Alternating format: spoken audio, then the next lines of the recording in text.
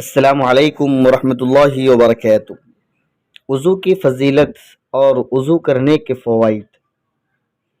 حضرت عبداللہ بن سنابحی رضی اللہ عنہ سے مروی ہے کہ رسول اللہ صلی اللہ علیہ وسلم نے فرمایا، جب کوئی مومن بندہ وضو کرتا ہے اور اس میں کلی کرتا ہے تو اس کے منہ سے ہونے والے گناہ جھڑ جاتے ہیں، اور جب وہ ناک میں پانی ڈال کر اسے جھاڑتا ہے تو اس کے ناک کے گناہ بھی جھڑ جاتے ہیں۔ اس کے بعد جب وہ چہرہ دھوتا ہے تو اس کے چہرے کے گناہ بھی جھڑ جاتے ہیں، یہاں تک کہ پلکوں کے نیچے سے بھی گناہ نکل جاتے ہیں۔ اور جب وہ دونوں ہاتھوں کو دھوتا ہے تو اس کے ہاتھوں کے گناہ جھڑ جاتے ہیں، یہاں تک کہ ناخنوں کے نیچے سے بھی گناہ جھڑ جاتے ہیں۔ اور جب وہ اپنے سر کا مسح کرتا ہے تو اس کے سر کے گناہ بھی جھڑ جاتے ہیں، یہاں تک کہ اس کے کانوں سے بھی نکل جاتے ہیں۔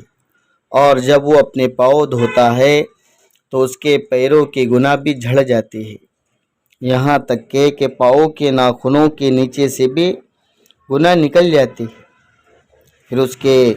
پھر اس کا مسجد کی طرف چلنا اور اس کا نماز ادا کرنا اس کے لیے اضافہ ہوتا رہتا ہے۔ تو ناظرین، وضو کی فضیلت ہے اور وضو کے فائدے ہیں۔ جب بندہ وضو کرتا ہے، ظاہری طور پر چہرہ دھونا اور ناک میں پانی ڈالنا، کلی کرنا، سر کا مسح کرنا، دونوں پاؤں ٹخنوں سمیت دھونا، تو اس کا وضو بھی ہو جاتا ہے۔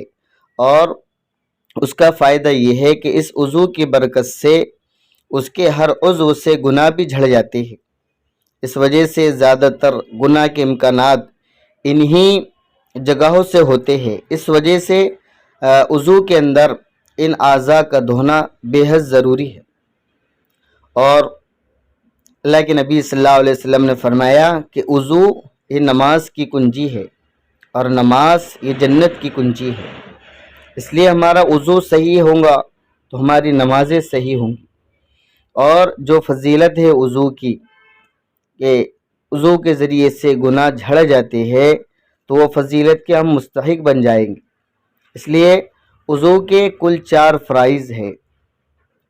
نمبر 1، تمام چہرہ دھونا، پیشانی کے بالوں سے ٹھوڈی کے نیچے تک، ایک کان کے لو سے دوسری کان کے لو تک پورا چہرہ دھونا، ایک مرتبہ دھونا فرض ہے۔